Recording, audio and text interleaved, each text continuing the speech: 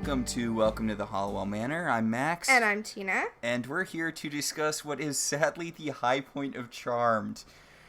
And second episode of season 2 is the high point of Charmed. Okay, this episode is widely considered to be the high point of Charmed, but I feel like it watches a little different in 2020 than it did in 1999, and so I'm sure we're going to touch on that a little bit. I mean, honestly, I might actually prefer the season 3 finale, which does hit a lot of the same beats as this episode. I mean, I feel pretty certain that I'm going to find other episodes I like more than this episode. Yeah. But, like, thematically, it's probably the strongest Charmed ever did. And building off the show's mythology and, you know. Yeah, so this episode is episode 2 of season 2, Morality Bites. You know, like that movie everyone definitely remembers with the only person who was in it I can remember is Ben Stiller. And Winona Ryder. And Steve Zahn. Oh, God, Steve Zahn. Yeah, he's the gay character who's there to be the gay character. I forgot he existed. Not that he was in this movie, but that he existed. Yeah, I like Steve Zahn. He's great, but he's one of those guys that you forget about him when he's out of sight, and then he shows up and you're like, oh yeah, he's pretty reliable. Well, remember we were having that conversation about Seann William Scott yesterday? Uh-huh. I feel like Steve Zahn is a guy who successfully pulled off what I said about Seann William Scott, where I'm like, I think this is a guy who could actually do really well in, like, if he just got to be in indie movies and was, like, a legitimate actor in indie movies. I feel like Seann William Scott would actually be really good at that, in no small part because Steve Zahn is legitimately a good actor when he's called upon to be a good actor and not just, you know, the frat boyfriend. The fat boyfriend? Frat. Oh, frat. Okay, that makes more sense. Oh, he's the, like, the best friend of the love interest in a rom-com. Right, the guy who's, like, kind of misogynistic, but not so misogynistic that you start to question the friend for hanging out with him. Oh, I was gonna say he's the one who's, like, a little too misogynistic, so it makes the main character seem less misogynistic by comparison. Right, exactly, but not so much so that you're like, well, what's wrong with this guy? Yeah, although not all movies pull that off. Yeah, they don't all quite hit that very small mark. I mean, do you remember the legitimate sex crime movie that was, was that Dane Cook movie where he had, like, a magic penis or whatever? Good Luck Chuck? Was it Good Luck Chuck? It was, Jessica Alba was in it. It was... Isn't that the one where, like, every time the women have sex with him, like, that immediately after they have sex with him, they meet their true loves? Yeah. I think that might be... Yeah, I think you're right. I think it was Good Luck Chuck, and it turned out later that they filmed a bunch of scenes with actresses that weren't in the movie, and they were just so that they could have footage of a bunch of women taking their clothes off. I had no idea. Yeah, Jessica Alba had very negative things to say about that movie, and they made his best friend legitimately a rapist, so it seemed like he... Well, because you have to be more misogynistic than Dane Cook, so, you know... Yeah, which... Damn. Of course, he's married to, like, a 19-year-old or something in real life, so that whole thing's just, you know, writing on the wall there. Oof. Let's talk about Morality Bites. Morality Bites, which, by the way, to backtrack a whole bunch, Reality Bites is a really weird movie to watch now because it's all about how awful it is to have steady employment and, like, not be in any kind of financial... It's a movie complaining about the end of history. I was just gonna say it's a movie about that. That's literally what I was going to say. Yes. Like, and it's weird because... Like, they have Winona Ryder being all, oh, boo-hoo, my dad pays for my apartment, and I only have some sex with Skeet Ulrich, or that creepy guy who's, like, Skeet Ulrich adjacent. No, I'm pretty sure it's Skeet Ulrich. You sure it wasn't, oh, God, what's his face? He was in stuff a whole bunch in the 90s, and then he kind of fell off the face of the planet. I feel like you're describing Skeet Ulrich. Oh, no, he's Jughead's dad in Riverdale. That's true, he is now Jughead's dad. I'm thinking about the guy who is in that remake of that movie. Wait, you don't mean Ethan Hawke? Yes, I do mean Ethan Hawke. Oh, he's still someone. Is he? Yeah. I can't think of the last time he was in anything. But it's an interesting movie to watch because it's complaining about nothing. I feel like Gen X really lucked out because they kind of got to duck out of this whole generation wars thing, which when you look at their media, you're like, oof, really? This is what you were complaining about? although it's weird because Steve Zahn's character, it's the best part of the movie and he's barely in it, but he's like, oh, his problem is that he's gay and his parents kicked him out and, no one from his family is talking to him anymore. And Winona Ryder's like, yeah, but, like, I have to talk to my dad sometimes because he pays my phone bill for me. We're the same. Ugh. Right? She doesn't get that job because she can't define irony. And it's like, you're an English major. Really? It's like rain on your wedding day. Well, see, that's why she couldn't do it. That song hadn't come out yet.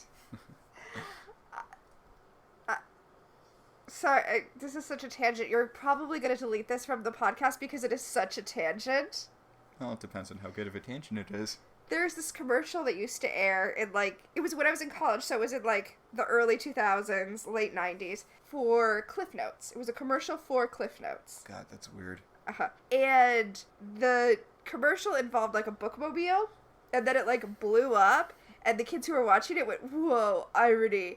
And then the Cliff Notes for Fahrenheit 451, like, flew out of the bookmobile into one of the kids' hands, and he goes, whoa, dramatic irony. And I'm like, that's not the correct definition of either irony or dramatic irony. Which I guess, in, like, a meta sense, makes sense, because it's because it's an advertisement for Cliff Notes, so... The people who would get that wouldn't be the people who are buying Cliff Notes. Although I feel like the thing that Cliff Notes should do is give you proper definitions for literary criticism terms, but... It's like rain on your wedding day if you were marrying Thor. Sure, because it's not what you would expect. But dramatic irony doesn't just mean irony that's super intense. It's irony where something explodes. Dramatic irony means when the audience is aware of something that the characters in the piece are not aware of. That's what dramatic irony means. It's when a character says, boy, I sure am glad that there's not a bomb on this bus that will explode if it goes under 55 miles an hour. I mean, you know what? A Gilligan cut is a pretty good example of dramatic irony. It's a little off because the character is obviously aware of it at the end, but I feel like a Gilligan cut kind of gets to what dramatic irony is. This is sort of the long way around saying the title doesn't make a ton of sense. Like, I mean, I know we've referenced this before, but the super dramatic episode where Phoebe loses her baby later in the show is called Womb Raider, so maybe Charmed just has issues with titling their episodes. But So this episode was directed by John Baring, who previously directed the episode Which Prue Is It Anyway? Ugh. And this episode was... I mean, it's fine. And this episode was written by Zach Estrin and Chris Levinson, who we've seen a lot of because they're writers on the show. Yes. But some of their previous episodes include Is There a Woogie in the House? Which is a weirdly big lore episode. I actually really like that episode. And The Truth Is Out There, and It Hurts. So I'm just emphasizing your statement that maybe they're not the best at titling episodes. Okay, another weird divergence that you might cut. All right. There is, because it feels weird to be diverging into another far more popular podcast. Mm-hmm. But there is a television podcast that I love called Extra Hot Great. Mm-hmm. And they do this, they have a segment on their podcast called The Canon, where people enter in episodes of television to be entered into the TV canon. Like, if aliens found us, these are the episodes of television we would want preserved to show to the aliens. Obviously, Buffy the Body. I'm almost certain the body is in the canon. The canon actually started off as the Simpsons canon, where they were just entering episodes of The Simpsons. Anyway, there's an episode, and if I think about it, I'll put a link to it. I probably won't, but if I think about it, I'll put a link to that episode, where somebody submitted to the canon this episode of Charmed, Morality Bites. Mm-hmm. And it's really funny to listen to the case because, they're arguing it, and they're arguing all of the things about this episode that are great, and all of the things that make it possibly the best episode of Charmed, although I would argue it's not. I think we're going to get some episodes that are better. And I mean, honestly, the episode where they find Paige is incredibly strong.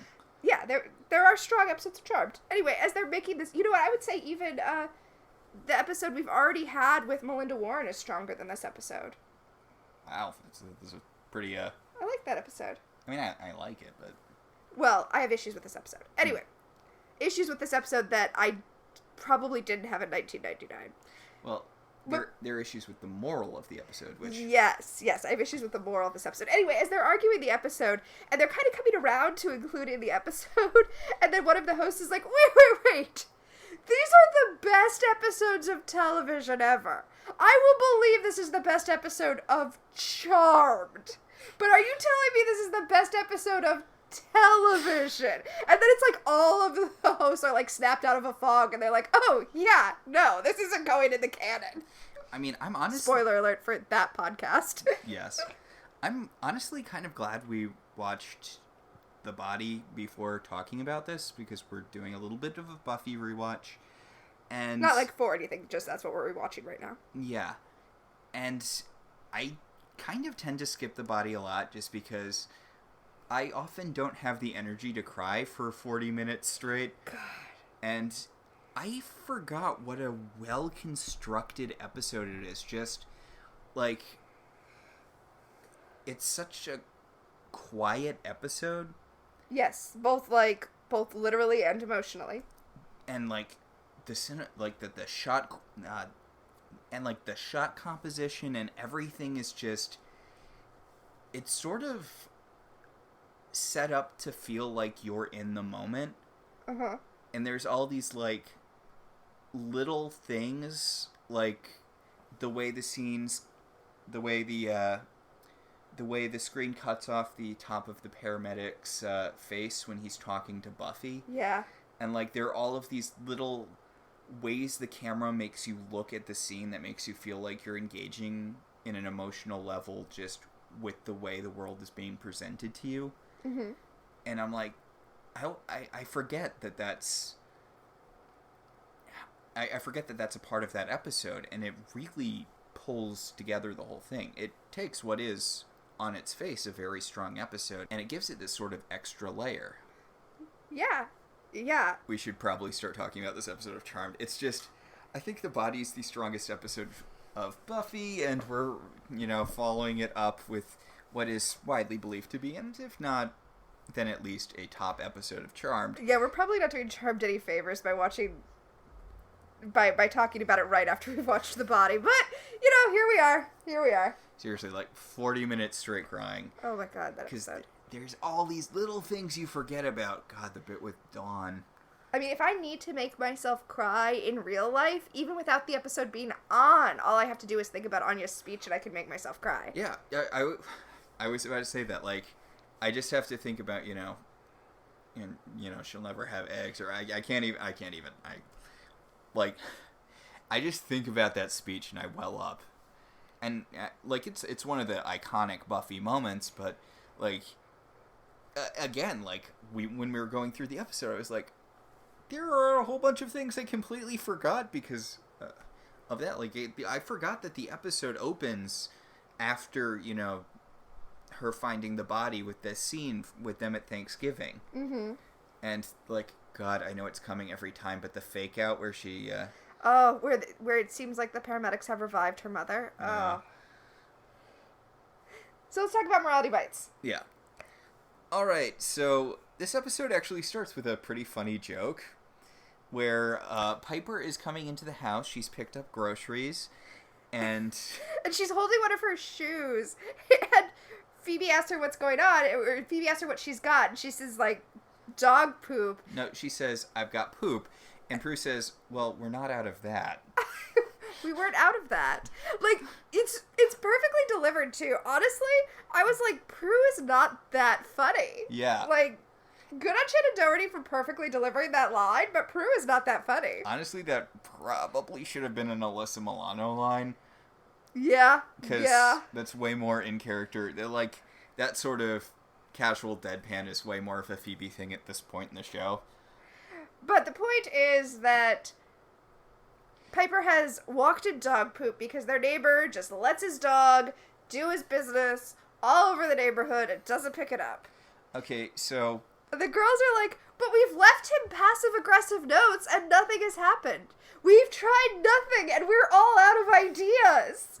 Okay, so it has to be malicious, though, because the way the front of their house is set up, where is that dog pooping? We must have been on the sidewalk, which the thing about dogs is they don't want to poop on a sidewalk. Like, Yeah, there are grassy areas around, but, like, the dog would have to be pooping basically on the steps leading up to their house for this to be an issue. So I think maybe some response harsher than a note is warranted, because this is clearly a malicious act. well, Phoebe's ready to do something more harsh than a note. Phoebe is ready to use magic to teach him a lesson, despite the fact that Prue points out that that is definitely personal gain. Although Phoebe says that she'll be saving all of the innocents in the neighborhood who now won't be trotting through dog shit. Well, I mean, if he's specifically having the dog poop on their stairs. Well, I mean, I assume he's doing it to other houses, too. Yeah. So, Piper... And actually, you know what? Actually, in this scene we see, Piper freezes him just as the dog is pooping. And he's doing it right in front of their steps. Yeah. Like...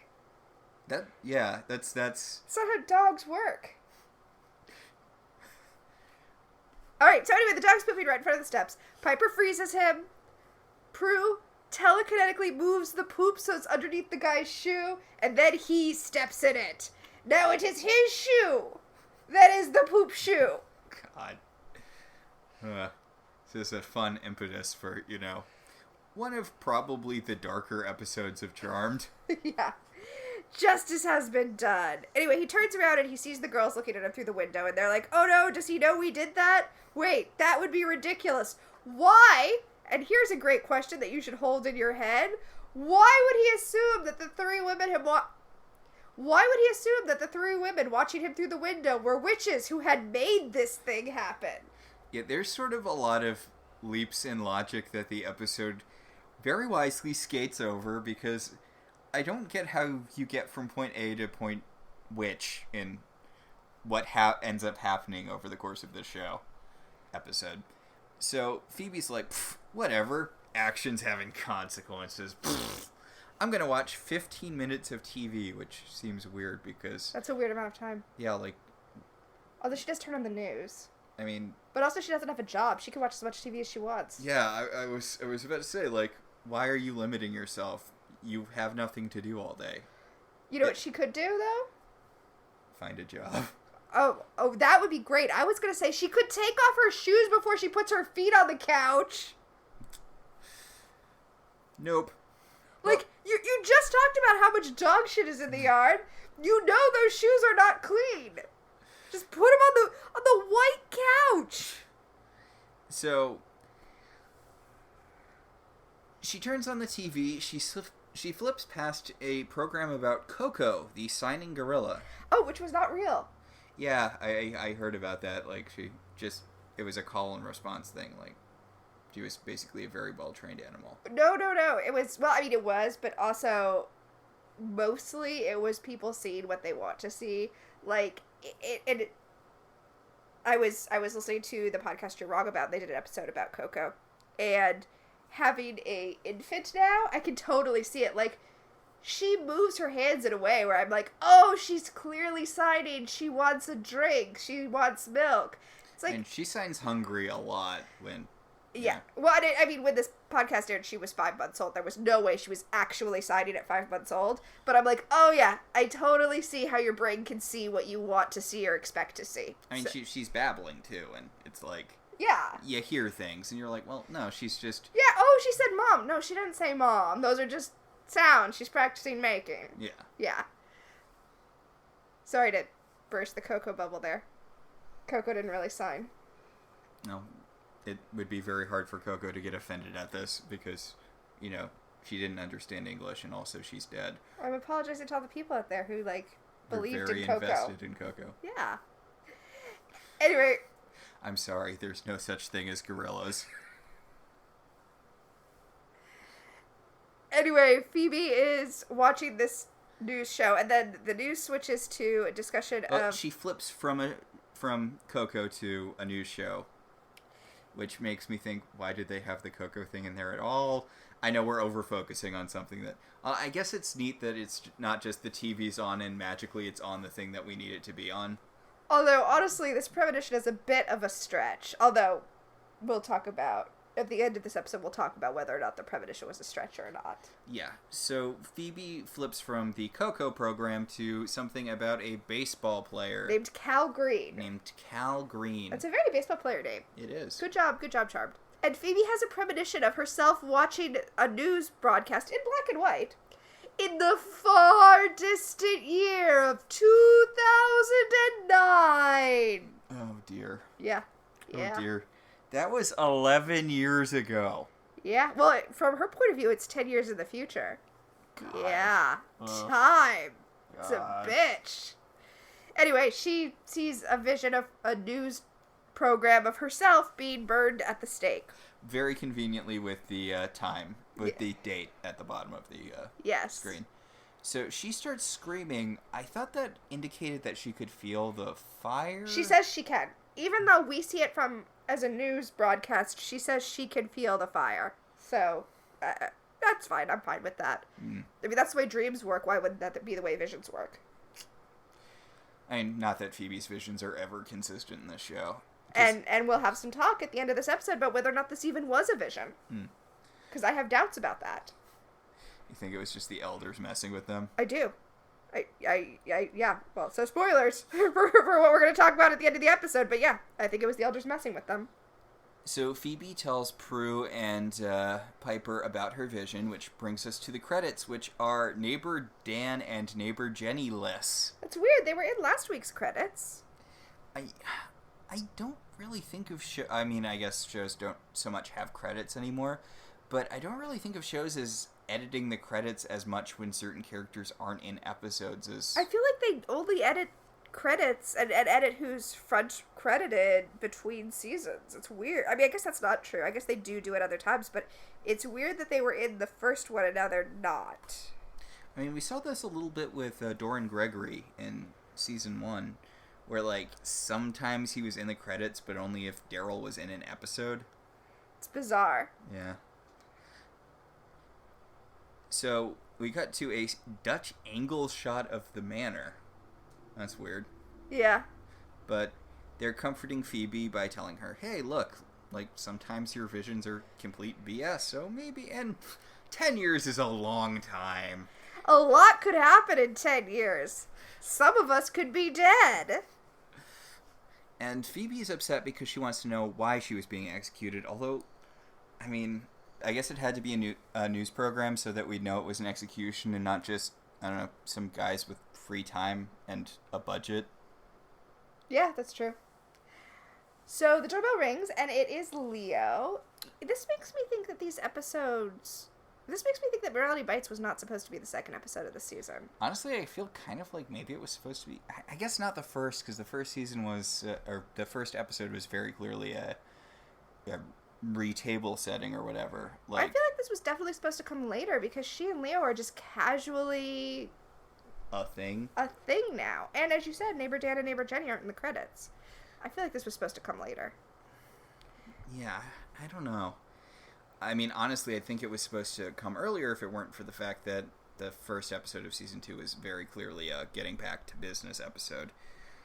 Because I could see this, you know, no neighbor Dan, no neighbor Jenny, Leah, or like Piper still sort of having her thing with Leo, like... Yeah, I guess I could see that too. Huh. Anyway, Leo's there, and Piper's so happy to see him. Leo says he's playing hooky from being an angel for the afternoon so he can mac on Piper, I guess. How many clients do you think White Lighter should have? Like, I feel like every White Lighter... No more than 2. Yeah, like... We know Leo has a lot of people he's working for, though. I guess he's usually less involved than he is with the Charmed ones. I guess... Well, also, they probably are in mortal danger less often than the Charmed ones. Yeah. Speaking of... Piper's like, I have to cancel our date because of mortal danger. And Leo's like, oh, I totally understand. And then he gets like a magical chime message from the elders, and he's like, "Oh, me too." And then Piper's outraged. Yeah, it's kind of funny because she's like, as you said, she's like, I can't, we can't hang out now, mortal peril. And he's like, oh, cool, same. And she's like, how dare you, my word. Which is sort of a preview for how the rest of their relationship is going to go. Oh, Leo, if you knew what the future held. But Piper is so mad at him. You just canceled on him, Piper. Although, to be fair, then she, like, leans in to kiss him, and he orbs away, and it's like... Well, he orbs away mid-kiss. Yeah, like, she leans in to kiss him, and he starts the kiss, and then orbs right into her mouth. This has to be, like, the white lighter equivalent of burping into someone's mouth. She probably got his orbs in her mouth. Oh, gross. Yeah. Gross. We see, but Piper does not. Dramatic irony. That Leo has orbed upstairs to the attic. And he opens the Book of Shadows and turns it to a page, but he, like, uses magical telekinesis to turn it to a page. Yeah, I kind of thought from something he says later that he put the spell in there, but then later they talk about it like the spell was always there. But then way later in the show when they're dealing with Chris stuff, he says that, like, this spell was a one-time thing the elders put in the book, so... Oh, maybe he was putting the spell in. Okay, that makes sense. Because I thought he was just using his magic to turn the pages, and I was like, use a pen, Sideshow Bob. You know? Like, just turn the page. You don't have to be so extra about everything. Yeah, although later in the episode, he talks about just turning to the page, so... I don't know. I really feel like the whole, that was a, like... special thing the elders had me put in was kind of a retcon, but it also really works with the way the scene is shot, which is kind of ambiguous, so Well, it makes sense to me if this spell was a one-shot thing, because it's not, you know, when we get into my conspiracy theory at the end, it's not really taking them to the future, which is what the spell says it does. It says it will take them to the future. Also, like, I don't think the Charmed ones do it so much, but a lot of other people seem to have really easy access to time travel in the show. Well, I mean, if that's your thing, that's your thing. But, like, Cupids can do it. The time demon from the end of the last season? Yeah, Tempest can do it. Cole does it. That random kid in the Lady Godiva episode does it. Oh, yeah! Like, I forgot about that kid. A lot of people seem to be really, really good at time travel magic, or at least competent. I mean, don't forget the Charmed ones themselves have time traveled. Yeah. Already at this point of the show, so... Oh, and Graham's is Magic Go-Go Boots. Although a lot of this is going back in time, I guess the Lady Godiva thing is the main thing for pulling someone forward in time. Although that's pulling someone from the past. Yeah, going to the future. Do we see people go to the future? We don't, but they do accidentally summon future versions of Wyatt and Chris. Oh, yes. Oh, yes. And when Phoebe's trying to figure out whether or not she wants to marry Cole, she summons a version of herself from the future and a version of herself from the past. Okay. So, I feel like being able to go to the future shouldn't be such a big deal. Need a special one-shot spell from the elders. I mean, can I blow your mind? Sure. I'm traveling to the future right now. Accurate, yes. One would think it would be easier than going to the past. Plus, you can mess up as much stuff as you want in the future, and who cares? Although, speaking of...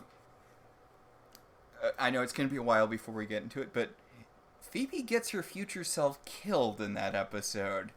Yes, she does. She gets... I mean, clearly some things changed, but... Oh, in the Cole episode. Yeah. She gets herself killed in this episode, too. Man, things do not go well for future Phoebe.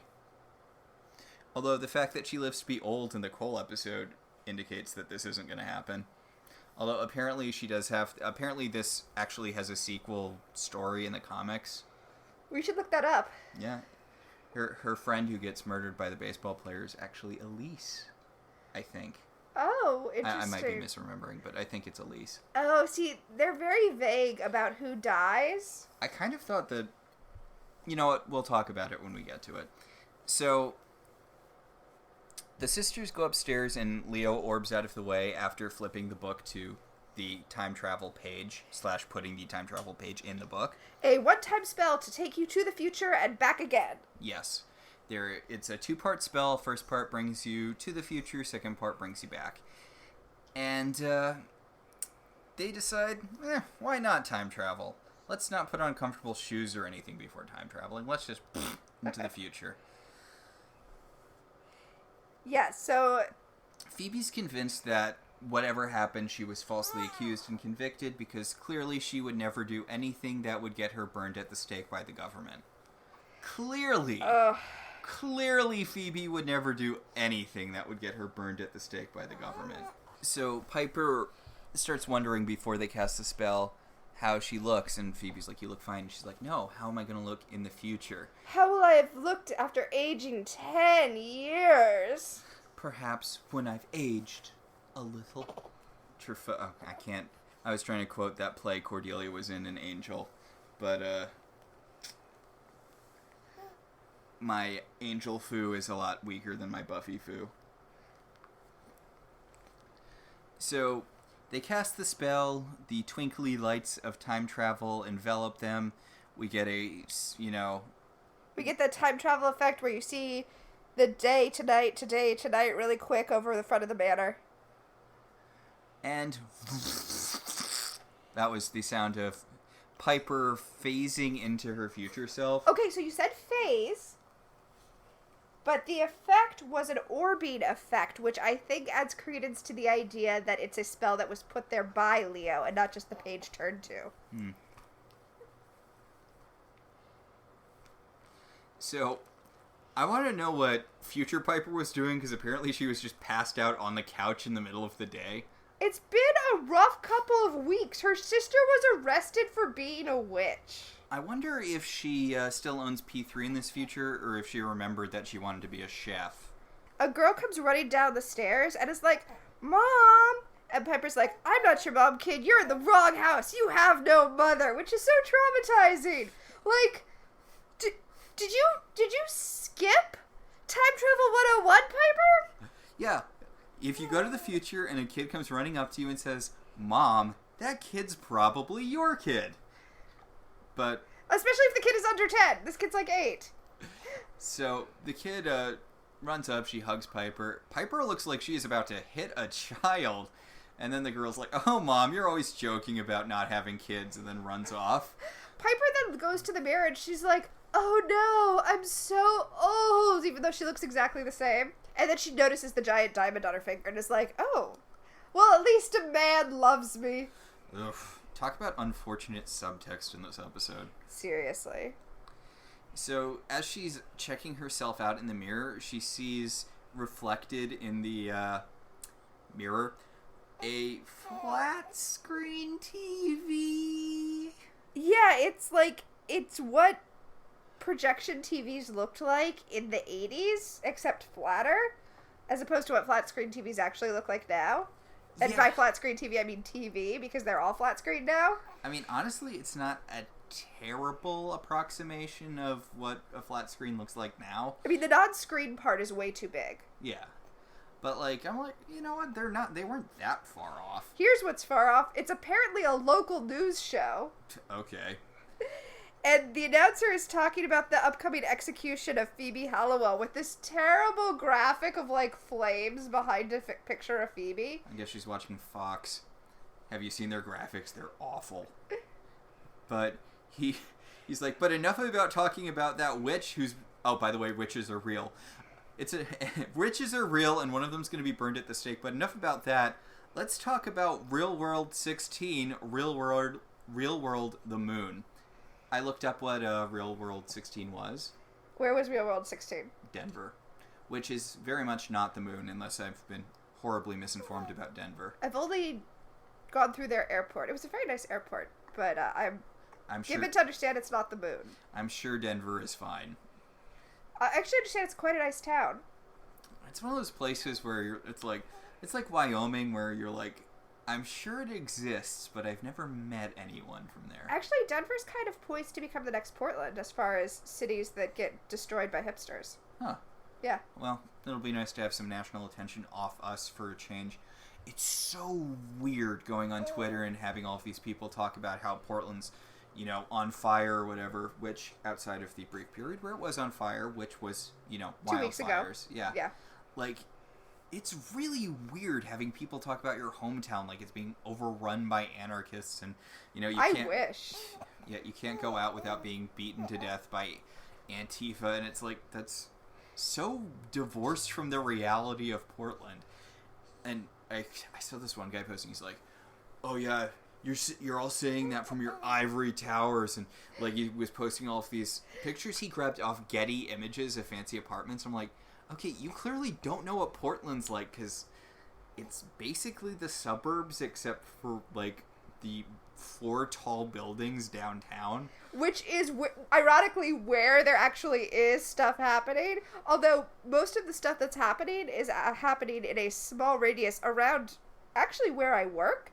Except I haven't been there in 6 months because of COVID. Like, it's happening downtown where the Justice buildings are, which means it's just a bunch of office buildings. It's not where really anyone lives. I mean, there are some apartment complexes down there, but it's mostly office buildings. Yeah, and it's weird because you see all these people who are like, oh, all the small businesses that are being destroyed. And it's like, no small business can afford to be downtown. Are you kidding?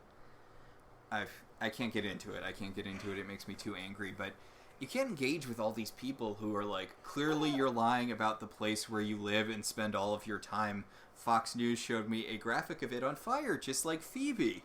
Oh, there, brought nice. it around. So Piper's nanny shows up to take her kid.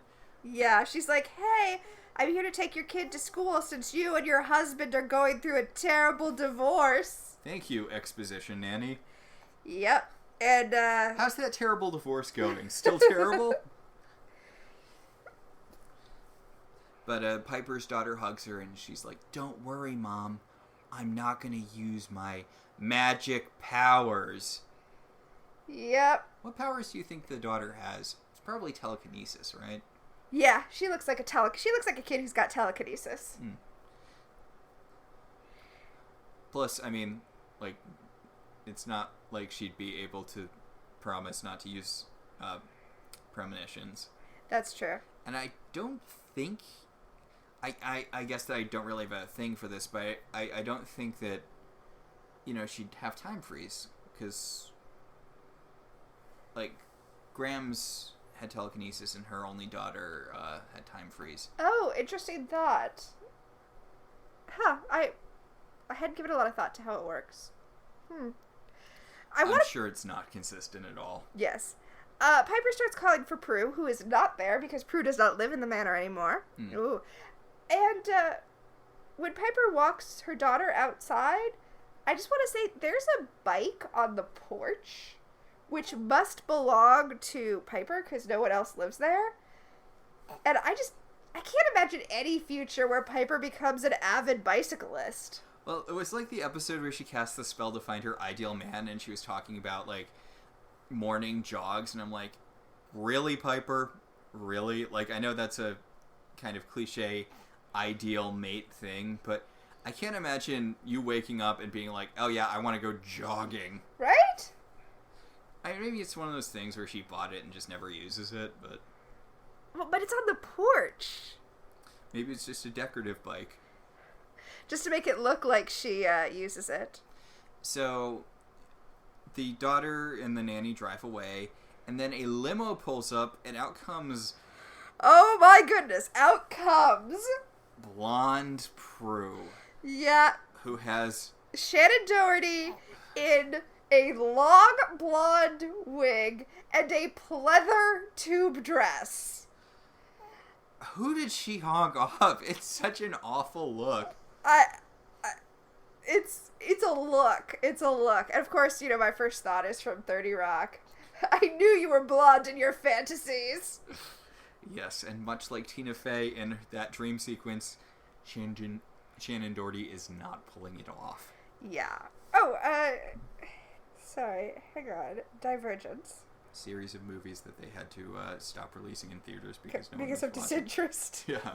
We were censored due to disinterest. Just for comparison, I want to show you what Claudia Black looks like when they do a fantasy sequence on Farscape where she's blonde. Okay. What? Is she cosplaying as Aphrodite from Hercules the Legendary Journeys and or Xena Warrior Princess? Well, I will tell you the episode is called John Quixote.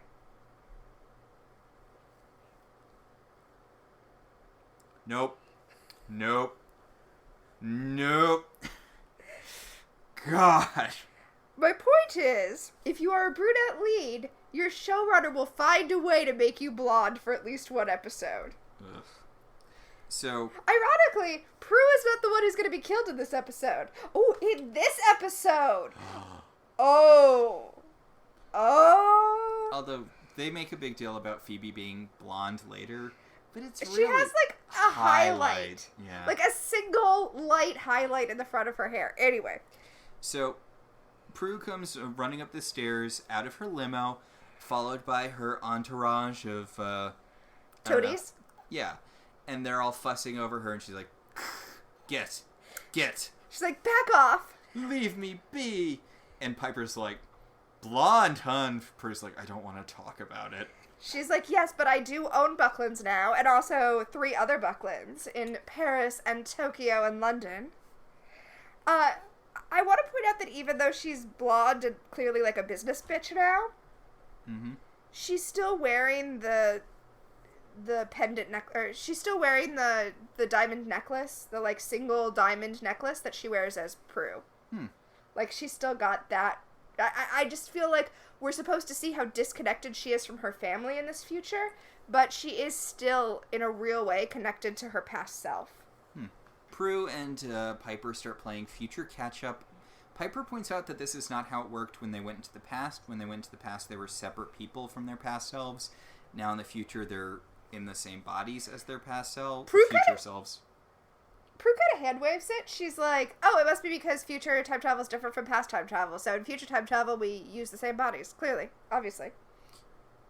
Yeah, I mean, the show's never at all consistent with time travel. Just not to keep going to the Criswell, which we're going to keep going to the Criswell until Chris shows up. Oh, and then we'll go to the Criswell so often. I'm actually really excited to talk about Chris. I know I've mentioned that before, but, like, Chris violates the main rule of time travel, which is you can't have powers before you were born. Ah, yes.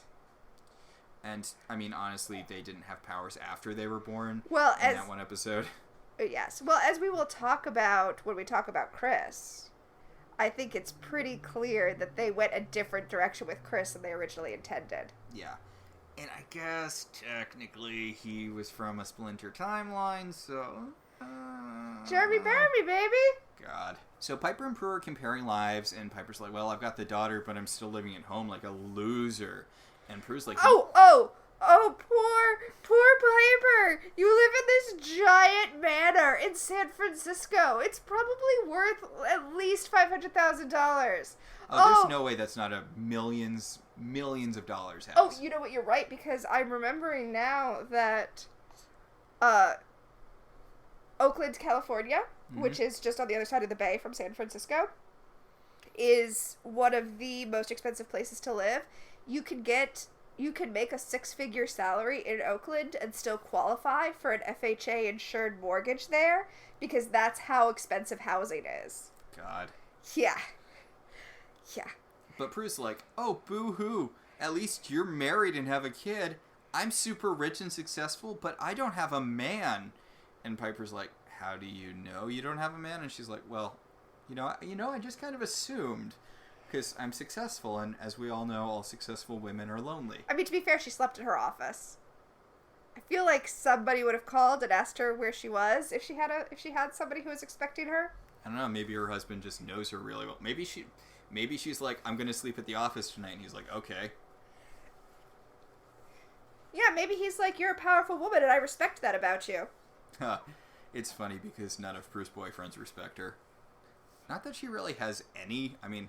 Again, she had Andy, and she's going to have Betty Cooper's dad, and I think that's basically it, other than one-shots. Yeah. Well, I mean, she's not going to be around much longer. Yeah.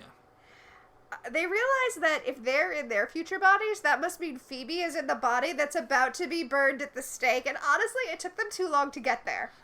As the news reminds them, why does the news keep on popping up with this randomly? Right? They switched to the real world. Now they're back on this? I guess. So, these are better news segments than we've seen before, although they're still pretty, of the time this was shot. I kind of love this news segment because the reporter is like, as you know, we all recently discovered that witchcraft is a thing. And that witches are real, and that a witch murdered famed baseball player Cal Green, and that the new governor of California is the prosecutor who successfully prosecuted her for murder. Nathaniel Pratt. Nathaniel Pratt, which I know California has kind of a history of electing conservative governors, because it's one of those things, like Oregon, where it has, like, a couple really, really deep blue pockets, but, like, the vast majority of the state's red. It's just the population in those blue pockets is, like, double that of the rest of the state. Right. Well, I mean, there are large rural areas. Yeah. But it seems weird to me that this guy got elected. He's very fire and brimstone. Yeah, I'm glad you said that. Literally, because he's literally fire and brimstone here. But it's worth noting, I think, that he's speaking. He's not being outwardly religious exactly, but he's speaking with a religious zeal about, cleansing the world of these witches, like evil witches.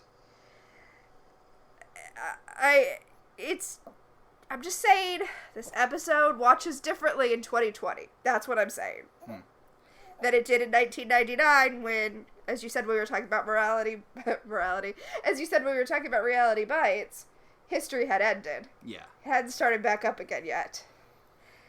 Whew. So, a future car, which, honestly... It looks pretty close to, yeah. I mean... It looks like a smart car, but a little bigger. Yeah. So, weirdly good job, Charmed. Drives by the manor as Prue and Piper run upstairs to try to find the book so they can see if there's some sort of jailbreak spell. Well, I think they're just going to use the going back to the present spell and just... Nope out of this. Yeah, this is the future Charmed One's problem. But they cannot find the spell. Oops. But they cannot find the Book of Shadows. And Prue gets frustrated and accidentally... I really like this practical effect. It looks great. Prue gets frustrated and accidentally telekinetically blows the crap out of the attic. She just waves her hand and it causes everything in the attic to, like, scatter, and there's, like, a light effect where we see that it all, like, blasts. Yeah, she literally blows out a wall. She blows out a wall of the attic, which seems like it should probably be a thing that they would need to deal with more, but Piper's like, wow, I guess her powers do expand. Eh. They find in the attic the key to Prue's safe at Buckland's, so they realize that the book must be at Buckland's. And then they just leave the ruins of the attic. It's kind of funny, actually. Luckily, San Francisco's sunny, so they don't have to worry about inclement weather destroying the attic that now has no wall. That's future Prue and Piper, I guess just future Piper's problem. Yeah. So, meanwhile, Phoebe is in Supermax jail, but she's in witch jail. She's in witch jail, but she's wearing kind of a cute outfit for jail. Yeah, it's like a purple jumpsuit. It's like... Oh, it's kind of maroon pajamas-y. Yeah, for a prison outfit, it's pretty cute. She also has a shock collar that just kind of looks like a choker. Yeah, I was about to say, I thought she had a choker and the wall was electrified, but I guess it's the choker electrifying her if she gets too close to the... Yeah, it's one of those future prison cells where if you touch it, it like does the little bzzzt thing so that she can't get close to it. It's basically the only prison that can contain a witch, I guess. Although, honestly, if she had the power the later Charmed ones have, where they can just kind of make anything happen by rhyming... Yeah. I think this wouldn't be able to hold. So, Prue and Piper are going to Oh my god. They're going to Buckland's to try to find the book because they think that the key that they found is to a safe in Prue's office, which I guess she'd have the same office still, even though she runs everything now. Maybe she likes her office. Or she probably kept the same safe. Hmm. Okay. They take Piper's car, and Piper's like, I can't believe you have a limo and an assistant, and I'm still driving this car. And Prue's like, well, at least you have a husband. God. Prue has the worst story out of the three by a lot. She really does. Oh no, you're like, what, 34 and you're not married yet? Boo freaking who. It's such an 80s story, too. Like, oh, I'm just a business bitch with no time for love and a family. I sure hope that I end up taking care of a scrappy orphan or end up marooned in some winter town so that I learn my lesson about love being more important than money. Isn't it weird how all of those stories have kind of the same conceit as, every... All Christmas movies? Oh, I was going to say, what horrors has science wrought movies? Yeah, they're all we went too far. Yeah. We went too far, whether it's man playing God or woman having a job. Isn't it sad that those are literally on the same level there? Wow. How dare you try to be good at things? Dang. Speaking of being good at things, a guy crashes into a woman, and she, starts to drop things, and Piper, if she can't have true love, then no one else can have a meet cute. I'm just kidding, that's not why. She's doing it because it's an instinct, but she freezes everything, but she freezes everything. Yes, she freezes basically the entire block.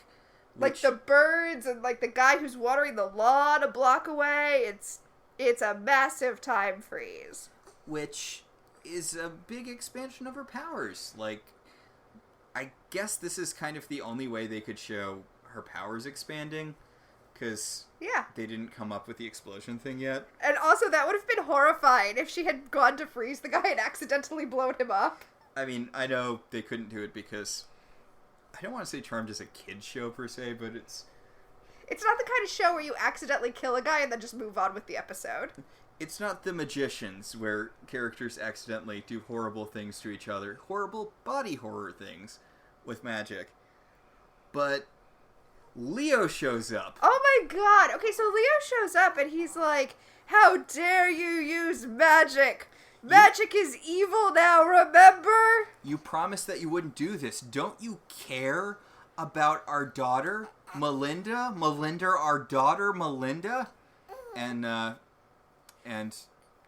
Piper's like, wait, I thought every woman in our family had a P name. And he's like, well, she's actually Prudence Melinda later in the future when we get to this character.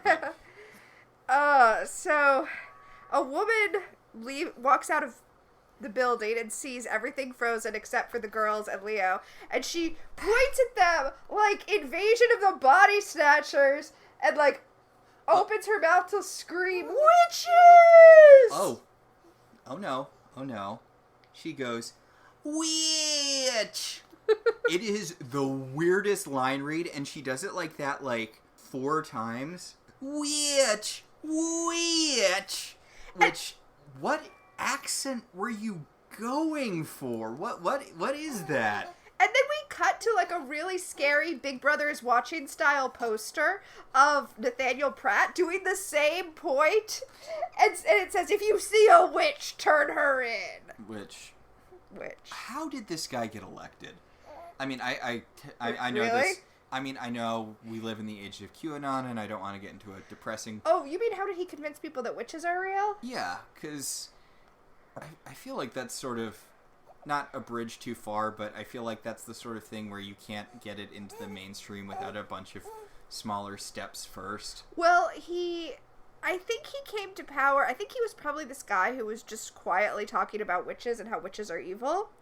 And then the video of Phoebe killing Cal Green came out. And then that's what made him really popular. It was like, oh, he was the only one who really knew. He's the only one who can protect us.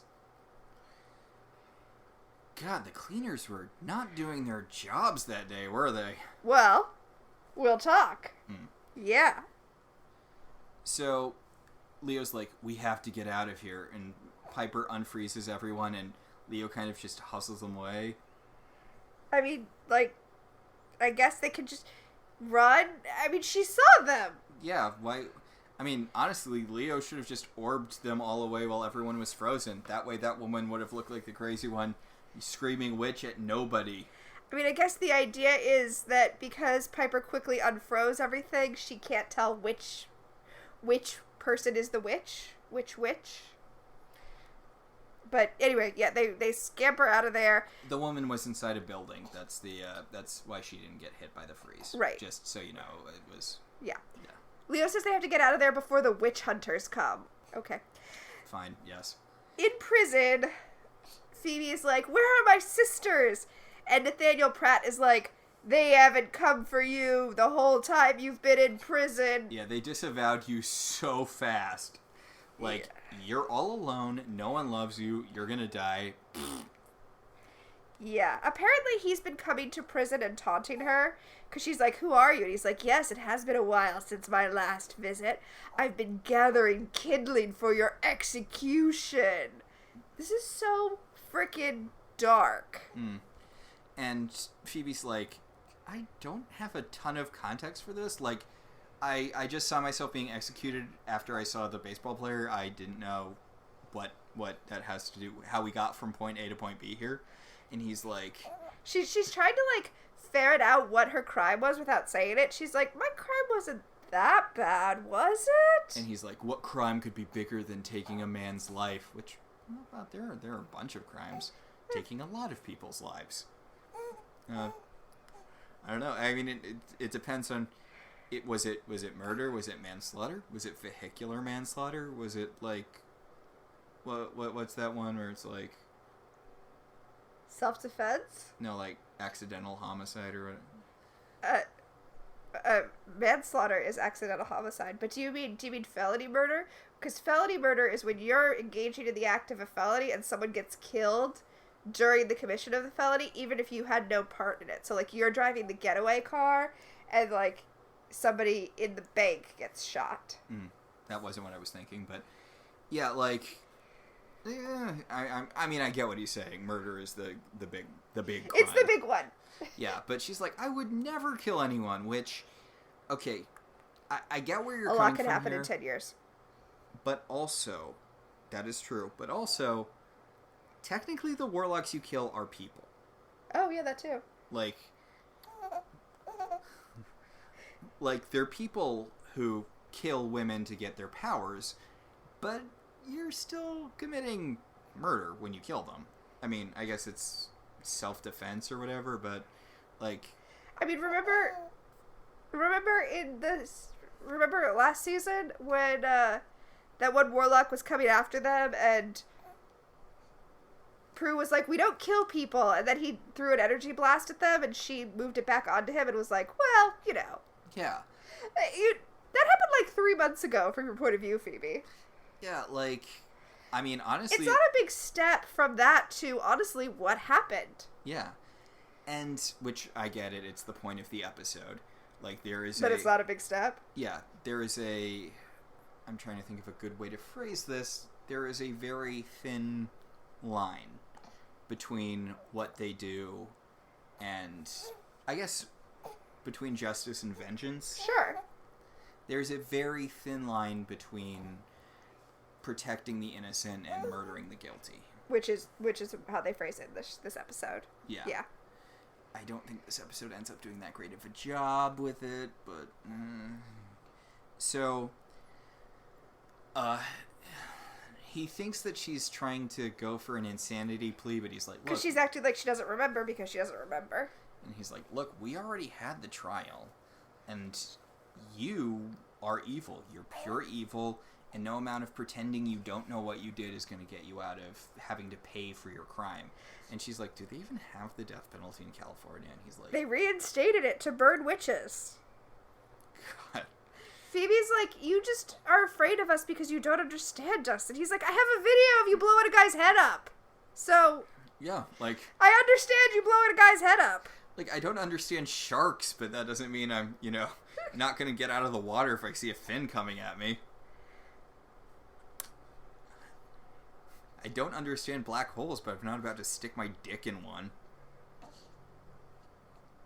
I mean, if you were close enough to a black hole to do that, you probably would have other issues anyway. Yeah, you're probably... If you can stick your dick in this black hole, you are too close.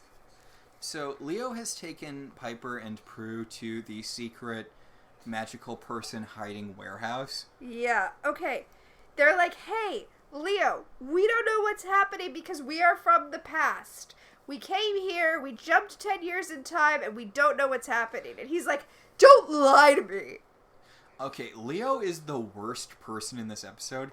And this is an episode with an actual religious zealot trying to burn a main character alive. yeah, like, why would you not believe them, especially since you have memories of either flipping the page to that spell or putting that spell in the book. Also, I don't want to be mean, but the last time Brian Krause and Holly Marie Combs had a bunch of serious scenes together, he was dying, and it was kind of harder to tell that he's a much worse actor than she is. Oh. But she convinces him with a kiss, and he's like, you haven't kissed me like that in 10 years. And she's like, no, I kissed you like that this morning, from my perspective. And he's like, well, I guess now that you've stuck your tongue in my mouth, I'll choose to believe you about the thing that I know happened. He's like, now that you mention it, 10 years ago, the time you say you came from, the elders sent me up to the attic to turn the books to a specific page about a time travel spell. I mean, I didn't connect those things until you started kissing me, but, yeah, it's all coming together now. Yeah, he says that they had him turn the book to that spell, but... So, he's like, so you don't know anything that's happened in the past 10 years? And Piper's like, yes, Leo, that's what we've been telling you for the past 4 minutes of screen time. Yeah, so there's a bunch of people who hiding out here who have been accused of witchcraft. Leo says most of them have been falsely accused, but well, it's never fun for the falsely accused. Yes. As we said, we were just watching Buffy, and one of my favorite Anya lines when she's talking about the Salem witch hunts, and she says, it wasn't that big of a deal for the witches because they could just use magic to escape. Yeah, it was really only bad for the falsely accused, and they never have a good time. Yeah, so, Although, see how that worked out for Amy. She's fine. She's just a rat. She gets better. And honestly, Willow is able to turn her back really easily. Willow should have turned her back a lot earlier. Yeah. Season 5 is the one season where Amy does not appear. That is an interesting bit of trivia. Yeah, she gets mentioned, but, So... honestly, Season 5 is around the time Willow should have been able to turn her back. Yeah. Anyway, he's explaining, what happened, that Cal Green, the baseball player, killed someone very important to Phoebe. I really feel like this was hinting at Phoebe maybe being a lesbian. Well, he doesn't say it was a woman. Just... Oh, you're right.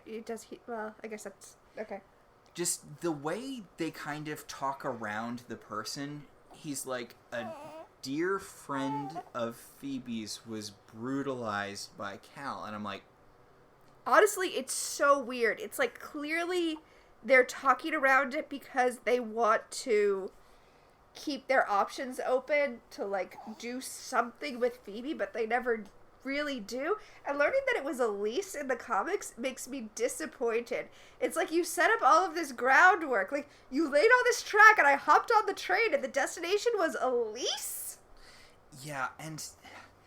the thing is, like, the season 3 finale is kind of a follow-up to this episode, and I really feel like they should have done more stuff with this episode, considering how much later Charmed likes to recycle plots. Mm-hmm. It's weird that they didn't go back to this well more. So, also, I just want to point out that Leo's... this is such a... I'm getting way into the weeds here. But Leo's like, yeah... Cal was let go on a technicality, and I just feel like Phoebe's energy could have been put better places than killing Cal. But, yeah, so, Cal brutalized a dear friend of Phoebe's. Phoebe then got off on a technicality, and Phoebe responded by using magic to kill him. Yeah. And the sisters are like, did she prophesy him to death? And Leo's like, all of your powers evolved, although, I mean, if I was Phoebe, I'd be kind of honked off that she never got the hand lightning thing she has in this episode. Though she did get the levitation, so it's one of the two tricks. But, yeah, Leo tells them, like, look, you can't do anything to stop this. Like, this is an inevitability. Phoebe needs to die for what she did. Wait, he doesn't tell them that yet. This is such a, like, even though he knows that they're from the past now, he's still being the worst in this episode. Because he tells them that they can't risk it. He's going to orb in. And Prue says, okay, so she assumes he's going to orb into the prison, grab Phoebe and orb out, and they're going to gather the materials that they need to do whatever they need to do to fix this. That's how they leave things at the end of this scene. Not so much, Leo's as it turns out. The worst. Oh, and speaking of things that are the worst, Prue's like, I know our sister's in danger, but Leo, can we talk about our marriage and what went wrong and, like, how I can fix it in the future? And Leo's like, Prue's like, can we save our sister from, like, the pyre first, and then you can deal with your romance? But we go from that to Prue going to the office to try to get the book. And okay, so we can see why Buckland's is more successful under Prue than it is under Claire. Because unlike the business under Claire, Prue has employees. Yeah. It's...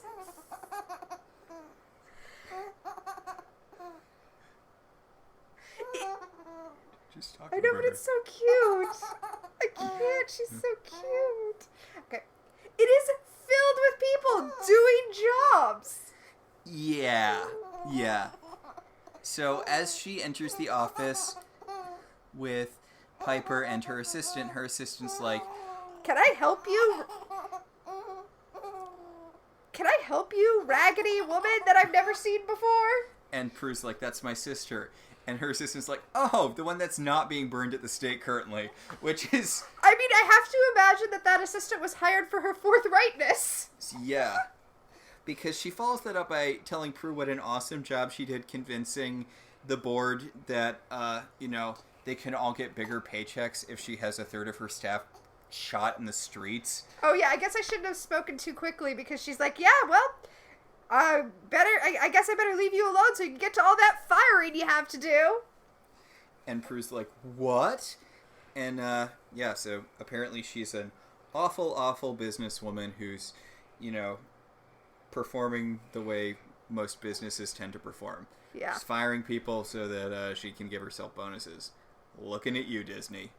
Well, I mean, just because that thing literally just happened where, they were talking about getting the executives back up to their normal salaries right before they were like, oh yeah, also we have to lay off like 26,000 people. It's a mess. It really is. So this is just really more fuel for Prue's. I don't have them. Oh, also Prue asks, as the assistant is leaving, Prue asks her, so did my husband call? And the assistant's like, ha ha ha, oh Prue, you don't have time for a husband. Every woman has to choose between husband and business, and you made the right choice. Business. So you're going to die alone.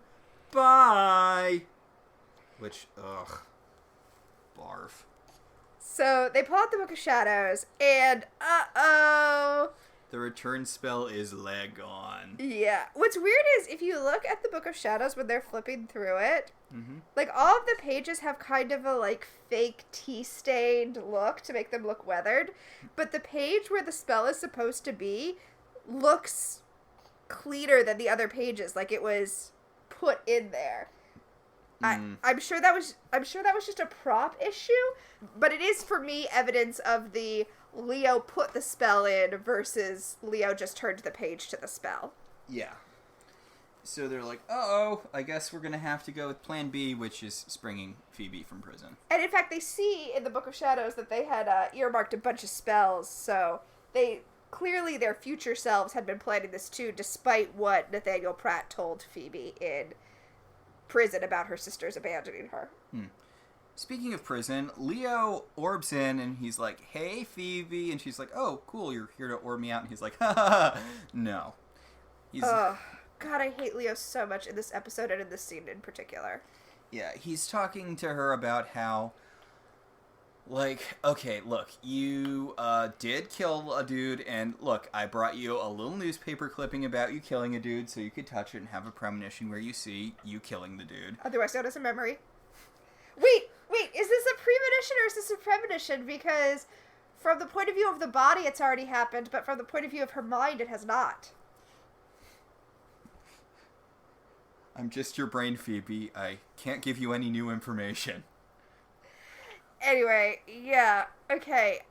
She has the vision, and she sees herself, like, grabbing hold of Cal Green's head, making it explode. Yes, she has energy blasts in the future, and she uses the energy blast to kill Cal, and then she just flies off. And I guess this was on film somewhere. Yeah, it looks like it's like on a security tape or something, so she got caught. Alright. Leo's like, you have to be executed for your crime, otherwise this witch mania will never die down. Because I'm not sure if y'all are aware, but when a religious zealot takes over and decides to start persecuting women that he calls witches, once the first one is killed, it pretty much dies off after that. Yeah, the logic here is pretty flawed. Like, apparently the only way to save other witches is for Phoebe to be publicly executed, and it's like, it's very clearly not going to stop with that. Well, I mean, that's why they call it, like, the blood calm, right?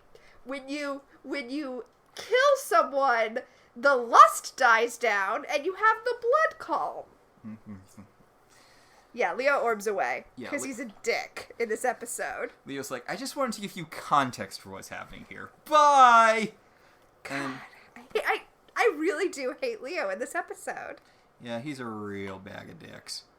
So, we go back to the manor, where, you know, they're still trying to come up with a way to, you know, spring Phoebe. Prue's going through the book, and this is where she discovers, oh, look, we've marked all of these pages. You know, we were very clearly setting up a plan to break into the prison and save Phoebe. Although she also has spells to, like, become a business bitch marked. Yeah, it's interesting that in this future she very clearly used magic to get ahead. Yeah, with apparently no consequences. Or maybe the consequence was never having a husband, because I guess that matters. God. Also, I want to point out that is not personal gain, that is professional gain. Oh. I like that some of the spells have little baggies attached because they, like, gathered the spell components and stuck them in the book.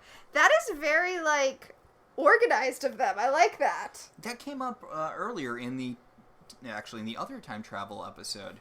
The spell they needed to vanquish, I don't know, Doug the Warlock or whoever was in that episode. Like, it also needed components, and Graham had left a little baggie with those components in it, which is a really neat thing that the show kind of drops later. Like, you still need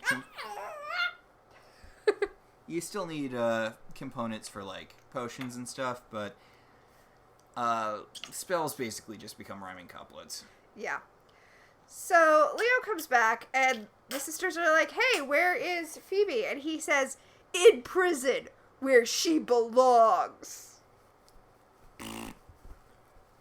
Yeah. They're like, you said you were going to spring her. And he said, no, I said I was going to go to her, and I did. I went to her, and I told her that she's bad and that she has to die.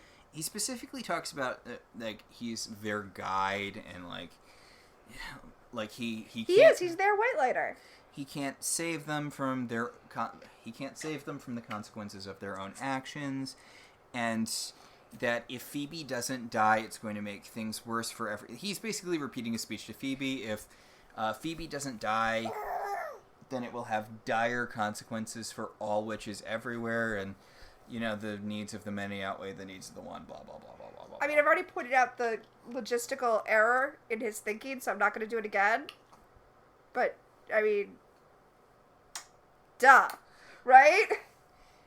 Because, I talked about it, but I talked with you when we were watching the episode about how it seems like Piper has the strongest subplot, but it's actually Phoebe. It's just Phoebe's gets less time. But actually, I think Piper does have the strongest plot because she pulls a page that she had bookmarked out of the book to bind one's powers.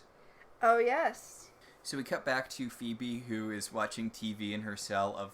Well, I mean, the guard is watching TV, so she's just, like, seeing it over his shoulder. Yeah, and it's... Johnny Governor face talking about how he's going to burn her, and then he's going to burn all the witches, and all the witches are going to... Yeah, I'm sorry, I said I wouldn't say it again. He's going to burn her, and then he's going to burn another, and another, because witches are like Pringles. Once you pop, you can't stop. So, Piper has frozen Leo, and... Good. Yeah. And Prue's like, we don't know how long that's going to last. You have to hurry if we're going to get there in time to save Phoebe.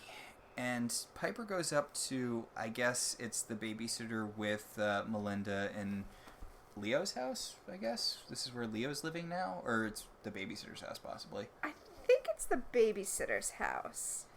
But Piper sees her daughter through the window, and she reads the binding spell. She binds... she's thinking about it. But she can't bring herself to do it. Because she knows how much trouble it caused for her sisters at the end of the day, that their powers were bound. And she doesn't want to do that to her own daughter. And even though she knows that Grams was trying to protect them. Which, I like that 70s episode, but that was not a good reason to bind their powers. Like, one warlock,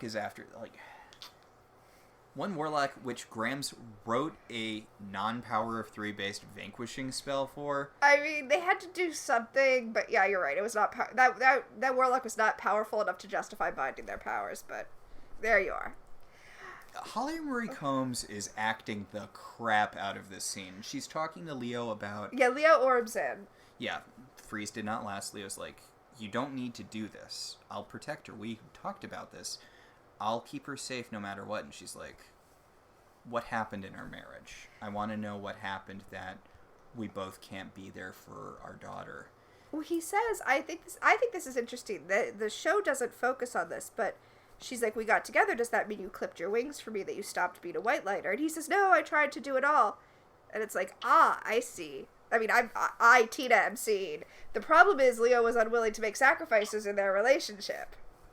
Not that he should have to stop being a white lighter, but clearly the problem is that Leo never gave anything to the relationship.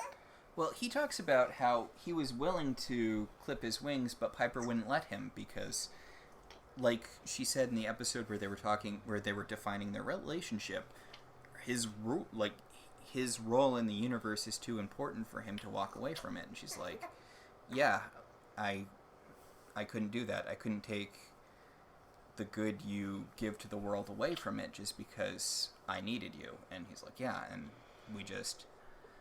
we never had time. We never had time for each other. We did our best to make it work, but you had your duties and I had my duties. And with those two things together, we just couldn't make it work. And... Well, I mean, that's why their relationship is not going to work out. Yeah. And Piper talks about how she's from the... she's like, I'm not your Piper. I'm very much not your Piper. But she is still my daughter, and I need to protect her. She goes away. I honestly remembered her binding her daughter's powers, but I guess she didn't. No, because that's... Even though Leo is the worst of this episode, at the end of the day, she trusts Leo to keep her daughter safe. So, I think that is powerful, even though maybe I wouldn't have that kind of trust after the day I would have had with Leo. But, still good. And then Prue just craps all over that moment. Because, Piper's like, I couldn't do it. And Prue's like, I understand. I don't even have anyone to love. I gave up everything to be a business person, and you know, well, my drama's clearly on the same level as yours. I don't have a husband, and Piper's like, really? Well, also they have to go save their sister. Yeah, and Piper's like, look, this future is not written in stone. Like, your future is what you make it, as Doc Brown would say. Yeah, we have 10 years to change things, but right now we have like 5 minutes to go save Phoebe. So they show up at the Supermax prison where Phoebe's being, held.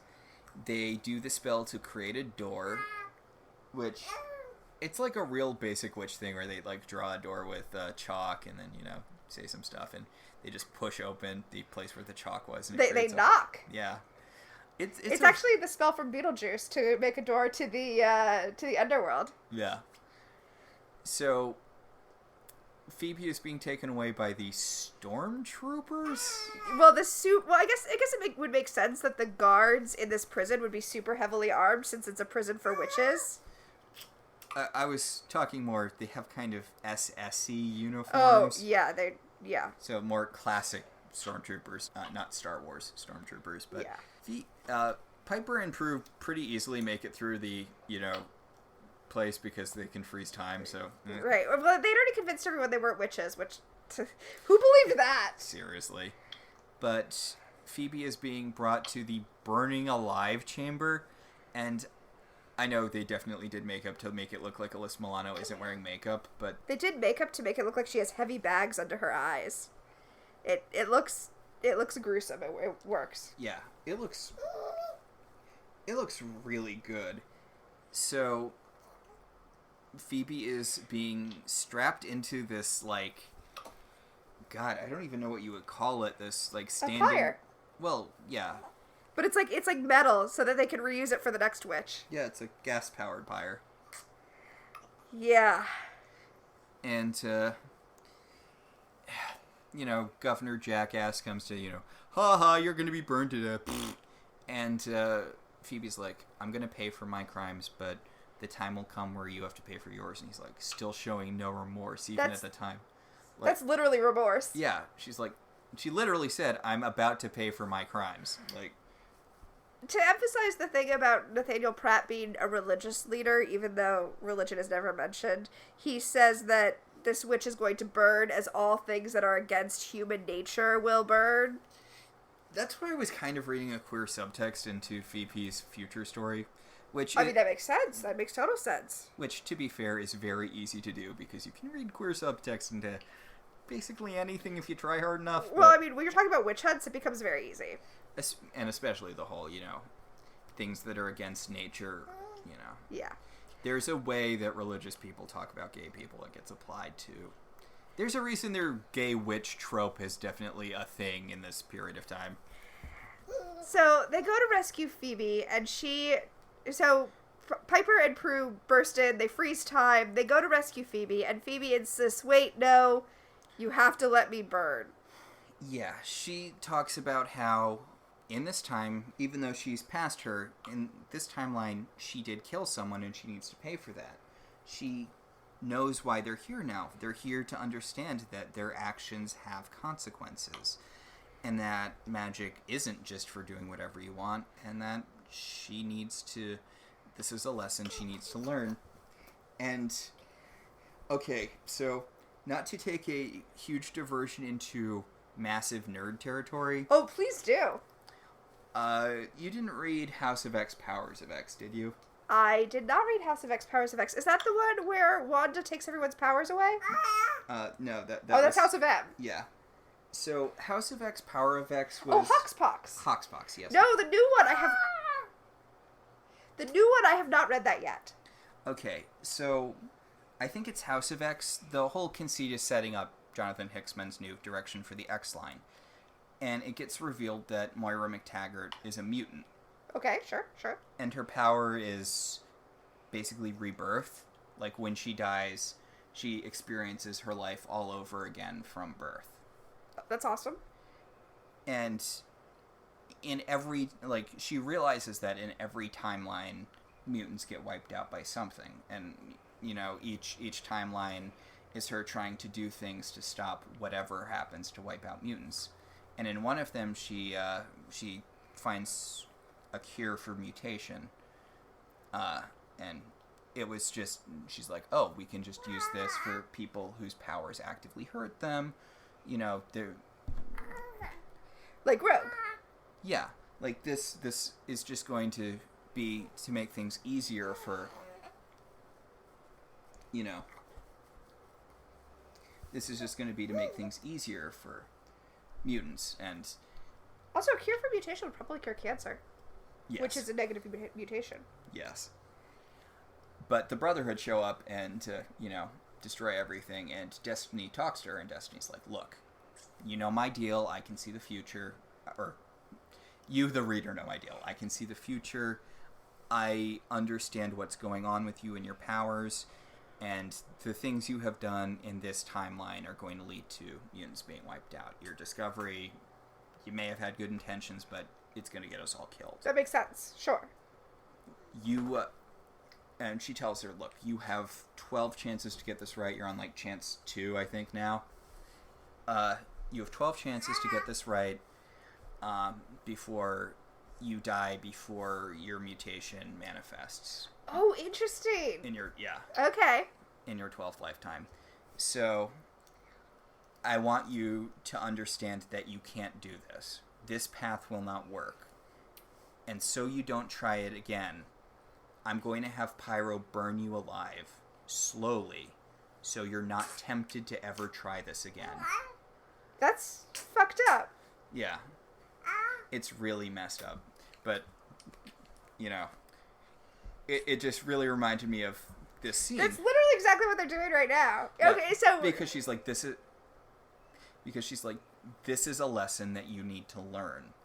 That in every lifetime, your actions have consequences for everyone else. Even though you can die and not experience those consequences, everyone else will suffer for your mistakes.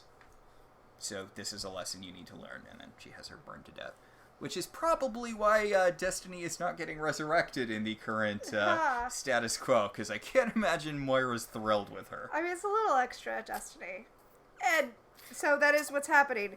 I mean, Destiny's, by her nature, a little bit extra. I mean, all mutants are. I don't think you can be married to Mystique without being a little bit extra.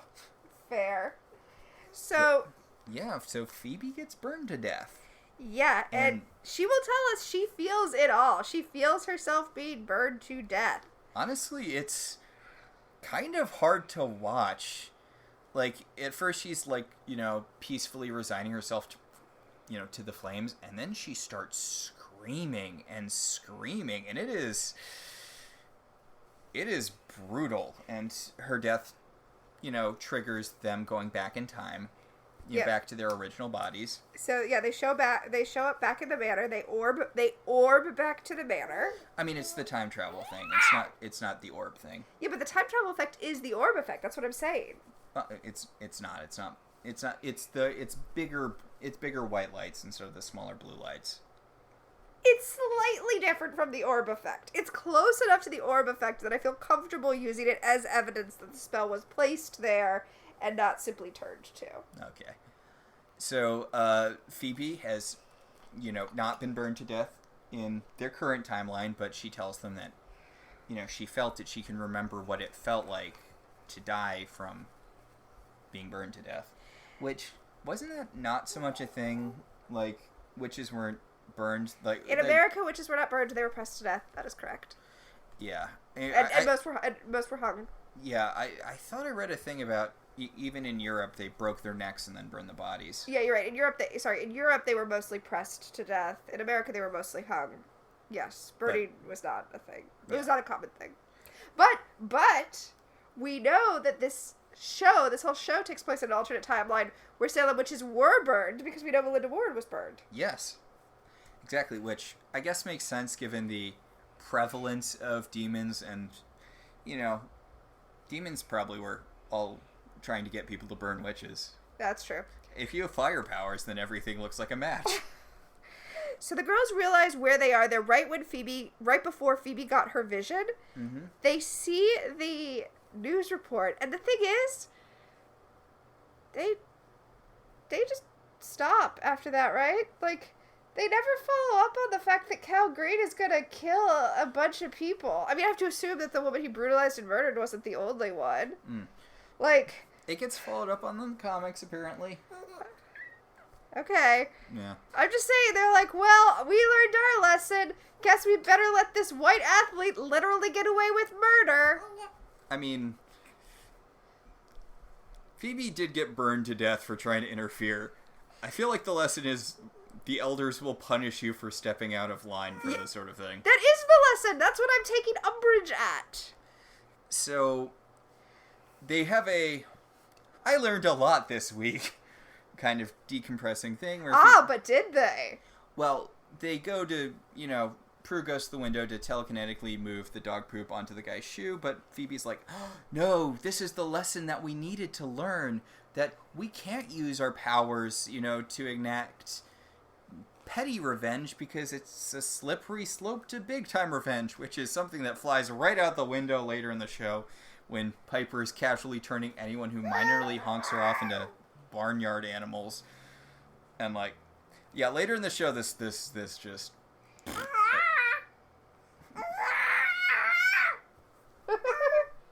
later in the show this is basically massively disregarded by everyone, and everyone just uses magic to do whatever they want, including just huge amounts of petty revenge.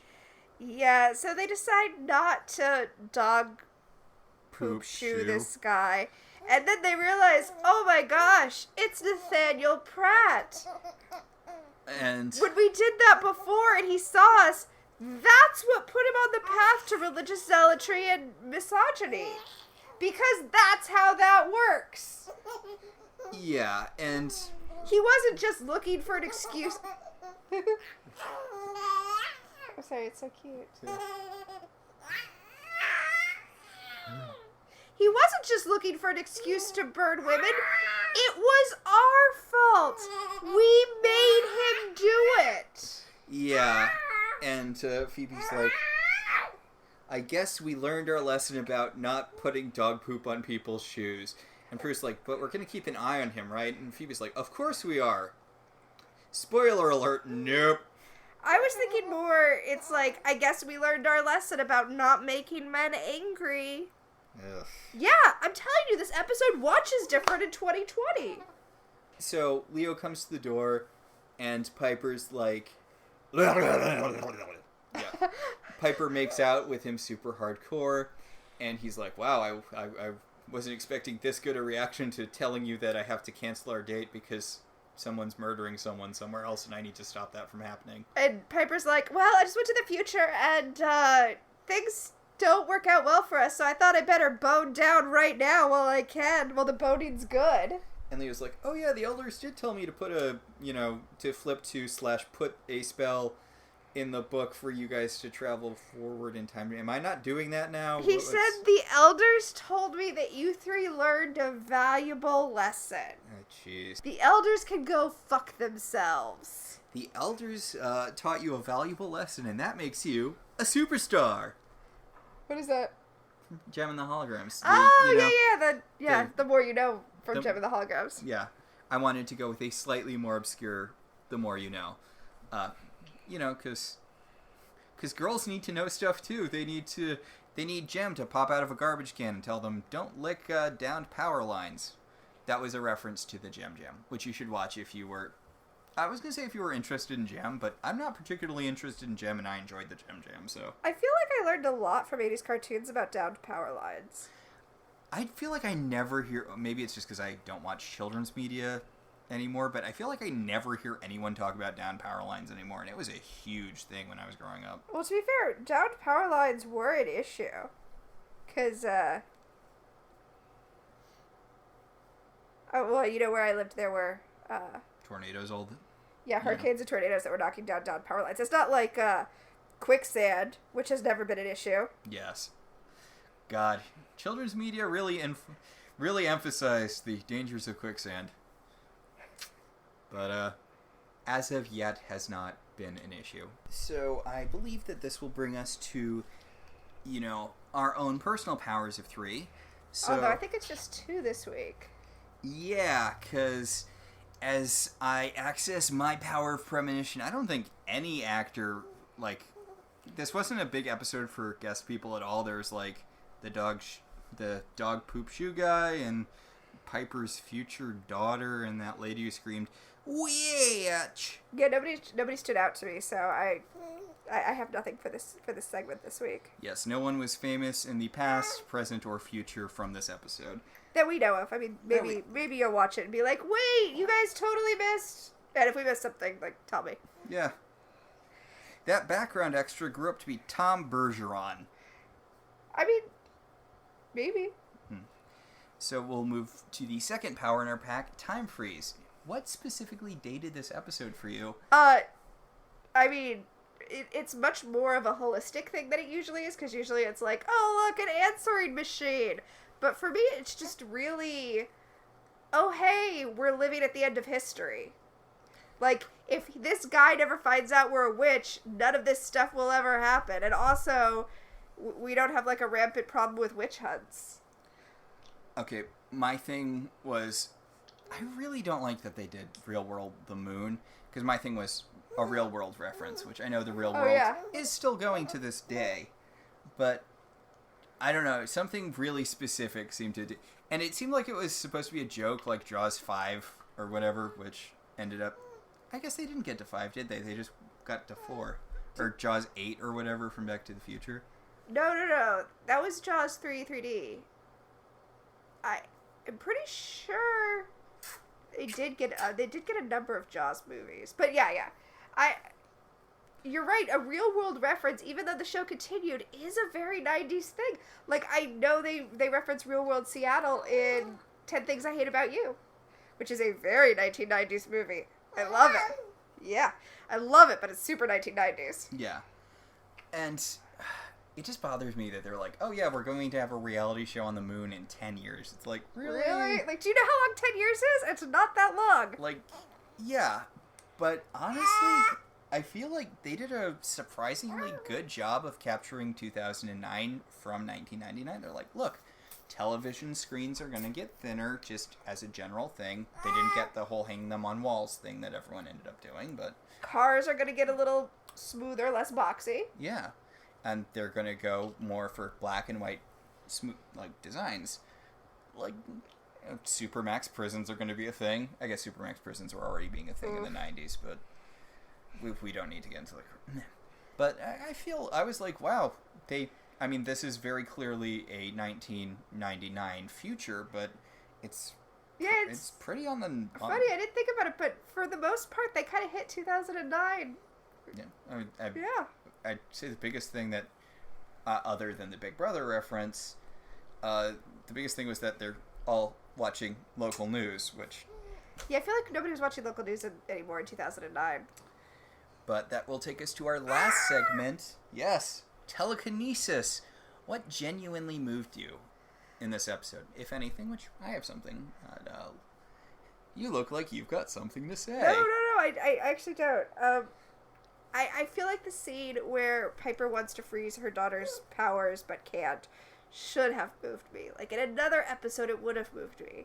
But Leo was so terrible that I couldn't allow myself to be moved by Leo this week. Yeah, I mentioned when we were talking about it that Brian Krause does not do great when he's put up directly against Holly Marie Combs, and nowhere is that more evident than in this scene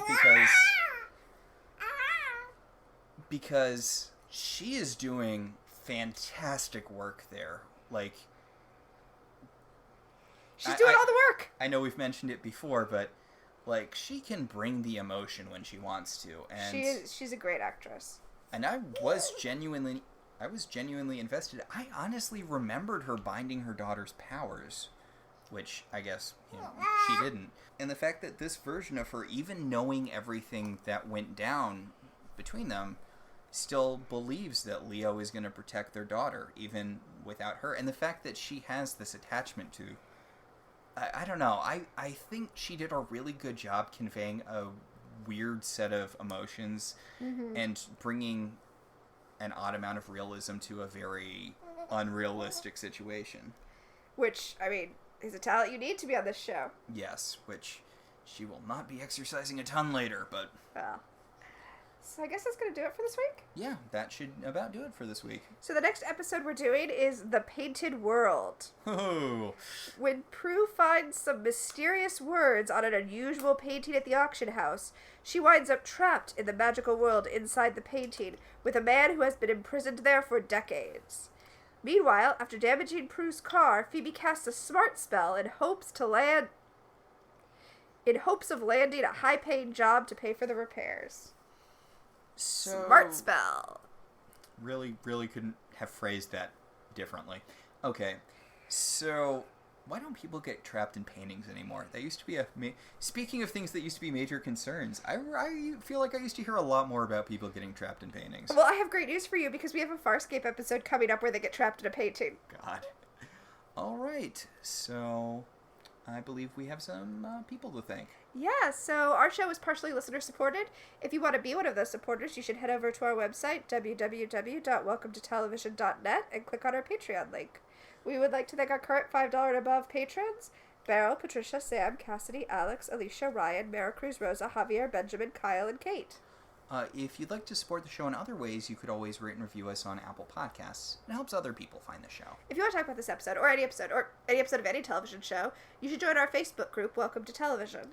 We can also be contacted at I Love TV Zines on Twitter or at ilovetelevisionzines@gmail.com. So until next time, I'm Tina. And I'm Max. And this has been Welcome to the Halliwell Manor.